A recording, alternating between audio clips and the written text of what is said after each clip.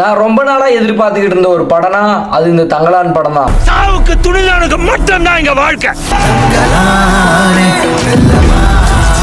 அந்த படம் ஒரு வழியா வந்துட்டு ரிலீஸ் ஆகிருச்சு. இத்தனை நாள் அவங்க வந்துட்டு பில்டப் கொடுத்துக்கிட்டு இருந்தாங்க. அந்த அளவுக்கு அந்த படம் வந்துட்டு ஒர்த்தா இல்லையான்றதான் இந்த வீடியோவே.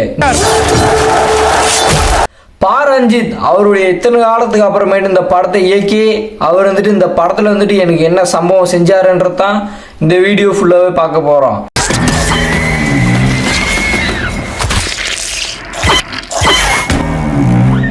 இந்த படம் வந்துட்டு 1700 அந்த மக்களுடைய கதை வச்சு எழுதியிருக்காங்க.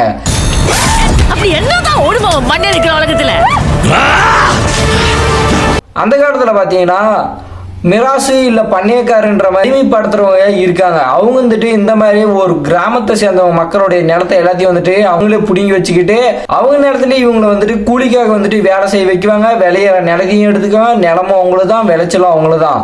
அப்படி இருக்கும்போது சாட்சி காலமும் அப்பதான் இருக்கு. அப்போ வந்துட்டு கிளமன்துரை அவரு உங்க உபகாரம் நாடி இந்த கிராமத்துக்கு விஜயம் பண்ணிருக்கார். இவங்களால மட்டும்தான் தங்கம் எடுக்க முடியும்னு சொல்லிட்டு ஒரு பிரிட்டிஷ்காரன் வந்து சொல்றதுனால அவரு வந்துட்டு இந்த கிராமத்தை சேர்ந்தவங்க கிட்ட தங்கத்தை எடுக்கிறதுக்காக வந்துடுறாங்க. வந்து இவங்களையும் கூப்பிடுறாங்க. இதுக்கப்புறம் விக்ரம், அதாவது தங்கலான் முனி, இவங்க வந்துட்டு போய் அந்த தங்கத்தை எடுக்கிறாங்களா இல்லை இவங்களுக்கு தங்கம் கிடைச்சான்றதான் இந்த படமே. இந்த வேலையை செய்யறதுக்கு நம்மளை விட்ட வேற ஆளே கிடையாதான். ஃபர்ஸ்ட் இந்த படத்தோடைய பாசிட்டிவ் எல்லாத்தையும் பார்த்தரலாம், அதுக்கப்புறமேட்டு நெகட்டிவ் பார்த்தரலாம். சரி, ஃபர்ஸ்ட் பாசிட்டிவ் என்னன்னு பார்த்தீங்கன்னா இந்த படத்தில் நடித்த ஒவ்வொருத்தரோட ஆக்டிங் தான். இந்த படத்தில் நடித்த ஒவ்வொருத்தரும் வந்துட்டு இவங்க சரியாகவே நடிக்கல அப்படின்னு ஒருத்தரையுமே சொல்ல முடியாது. அந்த அளவுக்கு வந்துட்டு எல்லாருமே சரியாக நடிச்சிருக்காங்க. துணிஞ்சவனுக்கு மட்டும்தான் இங்க வாழ்க்கை. சியான் விக்ரம் பாத்தீங்கன்னா அவருடைய ஆக்டிங் வந்துட்டு எப்படி நடிப்பாருன்னு உங்களுக்கே தெரியும். அந்த அளவுக்கு வந்துட்டு இந்த படத்துல வந்துட்டு ஆக்டிங்க கதற விட்டுறாரு. சூனியக்காரி இல்ல சொங்கோனே, சூனியக்காரி. ஆரத்தி இன்னும் பசுபதி அண்ணாலாம் மிரட்டி விட்டுட்டாரு. அவருடைய ஆக்டிங்கும் சரி, அந்த ஸ்லாங் பேசுறது எல்லாத்தையுமே வந்துட்டு இவங்க மிரட்டி விட்டுக்கிடுதாங்க.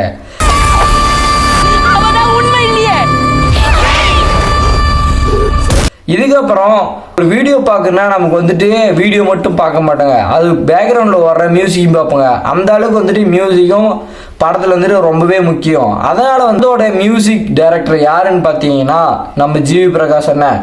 இவர் தான் படம் நடிக்க போயிட்டாரு. இவர் எப்பறம் சரியாக போடுவார்னு கொஞ்சம் யோசிச்சுட்டே இருந்தேன். ஆனால் இவர் வந்துட்டு பிரித்து மேய்ஞ்சிட்டாரு மியூசிக்கில்.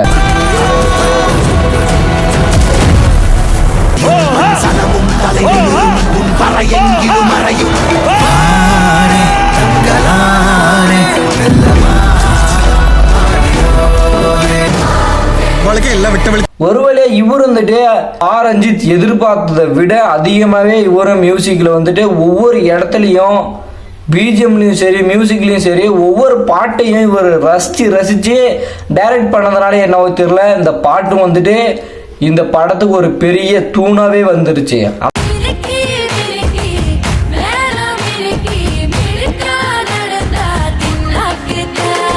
எண்ணி வச்ச கருடச்சம்பா எல்லாம் விளைஞ்சிடுச்சு, கையை எதிர்பார்த்திருந்த காலம் மாறி போச்சு.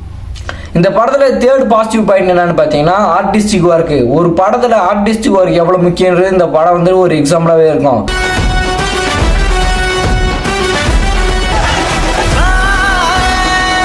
ஏன்னா அந்த காலத்தில் வந்துட்டு ஒரு மக்கள் ஒரு கிராமத்தை சேர்ந்தவங்க எப்படி இருப்பாங்கன்றதே இந்த படத்தை பார்த்தே கற்றுக்கலாம் வேண்டியது. அந்த அளவுக்கு ஆர்டிஸ்டிக் ஒர்க் வந்துட்டு பின்னி பெடல் எடுத்துட்டாங்க.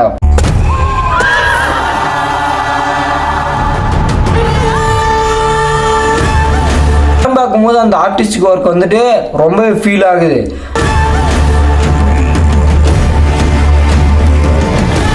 நாலாவது பார்த்தீங்கன்னா படத்தில் வர ஸ்லாங் தான். அந்த காலத்தில் கரெக்டாக எப்படி பேசுவாங்களோ அதே ஸ்லாங்கில் டைலாக்ஸ்லையும் இருக்கு. அந்த பேசுகிற ஸ்லாங்கு, அவங்க நடந்துக்கிற ஆட்டிடியூட் எல்லாமே வந்துட்டு தத்ரூபமாகவே நடிச்சிருக்காங்க. இந்த வேலையை செய்யறதுக்கு நம்மளை விட்ட வேற ஆளே கிடையாதான்.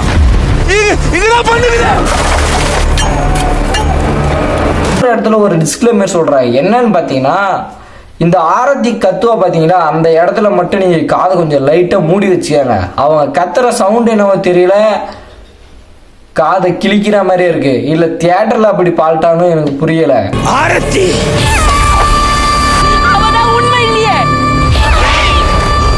நெகட்டிவ் என்னன்னு பார்த்தீங்கன்னா சிஜி ஒர்க் தான். மயில் அதோட கரும்புலி வரும்போதெல்லாம் அந்த சிஜி ஒர்க்கை இன்னும் கொஞ்சம் நல்லாவே பெட்டராகவே எடிட் பண்ணியிருக்கலாமோ அப்படின்னு சொல்லிட்டு எனக்கு தோணுச்சு.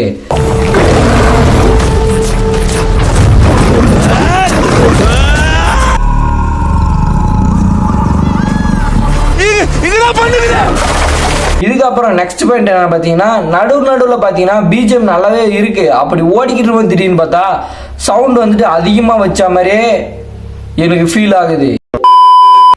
நெகட்டிவ் என்னன்னு பார்த்தீங்கன்னா கொஞ்சம் மிஸ்டேக்ஸாக இருக்கு. இவங்க படத்தை வந்துட்டு ஒரு இல்லூஷன்லேயே எடுத்துட்டு போறாங்க. அப்பப்போ நடுவுலையும் புகையை போட்டுறாங்க, படமே புரிய மாட்டேங்குது. படம் புரியாத போது பார்த்தீங்கன்னா திடீர்னு புகையை போட்டு அதுக்குள்ளே சண்டை வந்துடுது. அந்த சண்டையிலே பார்த்தீங்கன்னா எல்லாத்தையும் முடிச்சு சரி கடைசியாக ஒரு தடவை வந்து ட்விஸ்ட் வைக்கிறாங்க. ஆனால் அது ட்விஸ்டாக என்னன்னே சொல்லிட்டு கொஞ்ச நேரம் ஆகுது யோசிக்கிறதுக்கு. அந்த ஃபைட் சீன் கடைசி காட்டுறேன் என்னன்னு பாருங்க.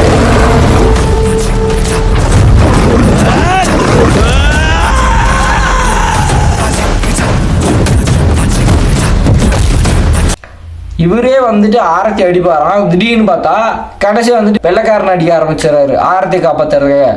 இது ட்விஸ்டா இல்லை அவங்க நினச்சி ட்விஸ்ட்னு நினச்சி பண்ணுறான்னு சொல்லிட்டு கொஞ்சம் யோசிக்குது. மைண்ட் கொஞ்ச நேரம் அப்படியே ஸ்டக்கான மாதிரி ஆயிடுச்சு. இதை நான் ஒரு நெகட்டிவாக எடுத்துக்க முடியாது, பாசிட்டிவாக எடுத்துக்க முடியாது, அந்த மாதிரி இருக்குது. இல்லூஷன்லேயே போயிட்டு இருக்கும்போது திடீர்னு பார்த்தா ஒரு என்ன சொல்கிறதே தெரியல.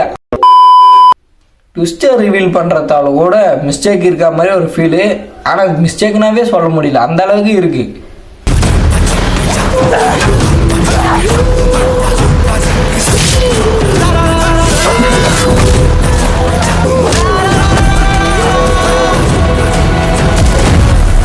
இந்த படத்துடைய ரிவ்யூ இவ்வளோதான். உங்களுக்கு இந்த ரிவ்யூ பிடிச்சிருந்தா போய் படத்தை பாருங்க. அதில் நான் சொன்னது தப்பாக இருந்துச்சுன்னா கீழே கமெண்ட்ஸில் சொல்லிடுங்க. சரி, டாட்டா பாய் பாய். இந்த வீடியோ இதோட பிடிச்சிடலாம்.